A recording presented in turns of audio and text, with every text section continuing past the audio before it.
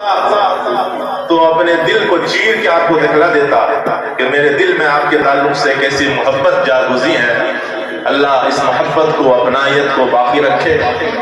دین کی نسبت پر، مذہب کی نسبت پر یہ اتحاد، یہ جذبہ اور یہ قابل رشک شعور بہت بڑی چیز ہے.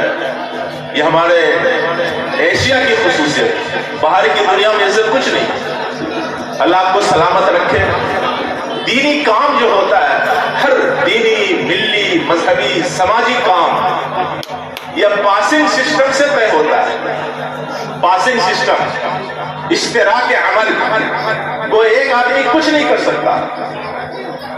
فٹ بال ابھی آپ دیکھیں فیفا ورلڈ کپ، کوئی ایک کھلاڑی بال کو گول نہیں کر سکتا.